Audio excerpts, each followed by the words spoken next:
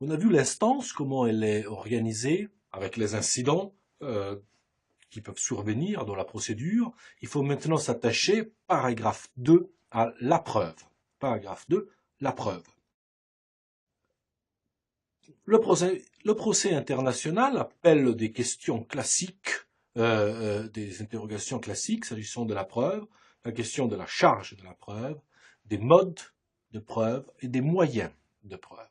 S'agissant d'abord, grand A, de la charge de la preuve, on peut noter que, en réalité, le procès international n'est pas fondé sur une répartition formelle du fardeau de la preuve, l'onus probandi, la charge de la preuve. En réalité, les parties ont toute une égale obligation de concourir loyalement à la découverte de la vérité. Il y a donc une obligation de coopération loyale, de bonne foi, afin que la vérité puisse éclore dans la procédure. C'est notamment la sentence Parker, rendue en 1926 par la Commission des réclamations États-Unis-Mexique, qui avait établi ce principe qui a comme conséquence que celui qui serait le défendeur et qui a priori ne serait pas dans l'obligation de concourir à l'établissement de la vérité, doit néanmoins le faire au titre de cette obligation de bonne foi. Il reste que, au-delà de cette obligation générale, en pratique, lorsque un doute subsiste, il y a bien une partie qui succombe dans ses prétentions et qui supporte du coup le risque du doute, conséquence de ce qu'on appelait jadis ou par ailleurs la charge de la preuve. Alors, dans la répartition du risque du doute, le principe général est que les parties ont la responsabilité d'apporter la preuve de ce qu'elles allèguent. Mais, à nouveau, derrière ce principe général, chaque partie doit prouver les faits dont elle souhaite se prévaloir, il y a ensuite des conséquences pratiques qu'il faut tirer des différentes situations.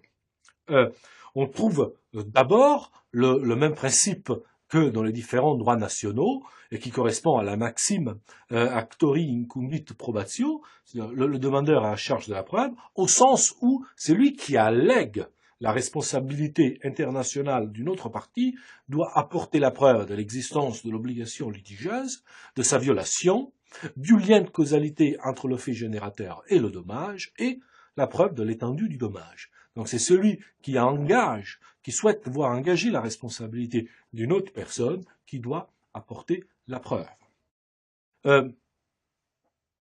Le procès international connaît également le renversement classique, reus in excipiendo actor fit, qui veut que celui qui entend se prévaloir d'une exception à une règle doit en apporter la preuve.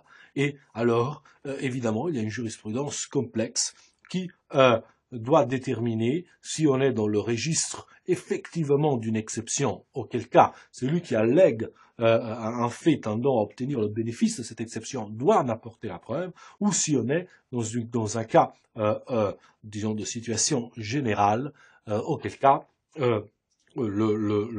la responsabilité continue de peser sur le demandeur. Voilà simplement l'évocation de quelques lignes générales.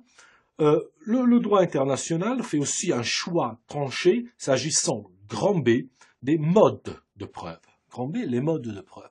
La question des modes de preuve est la question du grand choix entre deux types de procédures. Les procédures dites accusatoires, fréquentes dans le domaine pénal dans les pays de tradition de common law, et qu'on trouve également dans les traditions civilistes, dans les traditions continentales, de droit continental, s'agissant des affaires civiles. La procédure accusatoire est une procédure dans laquelle les parties ont la responsabilité de l'établissement de la vérité, et pour l'essentiel, le juge se contente d'arbitrer entre les parties, d'organiser leur confrontation, mais ce sont elles qui ont la responsabilité de l'établissement de la vérité.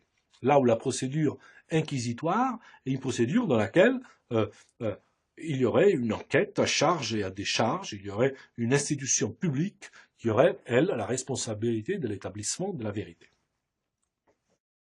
Le procès international, de ce point de vue-là, et de façon traditionnelle, fait le choix des procédures accusatoires, des procédures, disons, dans lesquelles les parties ont la responsabilité d'établir la vérité, elles portent la responsabilité de ce qu'elles admettent, de ce qu'elles ne contestent pas, et elles doivent elles-mêmes établir la vérité. Le tribunal peut avoir un rôle non purement passif, mais il ne se substitue pas aux parties dans l'établissement de la vérité, il répond aux demandes des parties.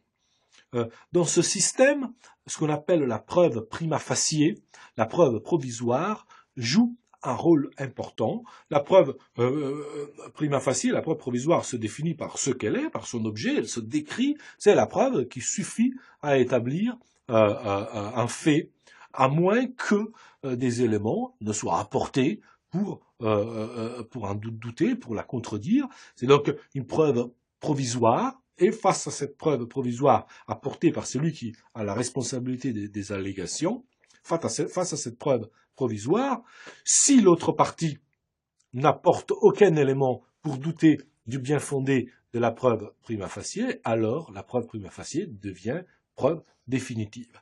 Si l'autre partie, en revanche, prouve que ce qui était établi prima facie ne correspond pas à la vérité, la preuve prima facie est écartée.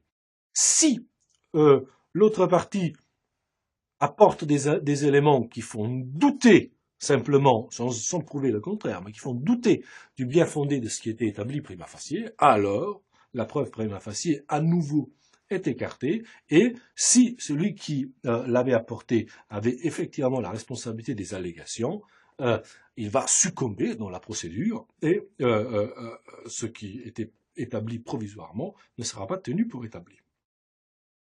Ce système général d'établissement de la vérité doit être concilié avec la particularité de la procédure pénale, et notamment de la présomption d'innocence dans la procédure pénale, notamment devant la Cour pénale internationale, ce qui a plusieurs conséquences.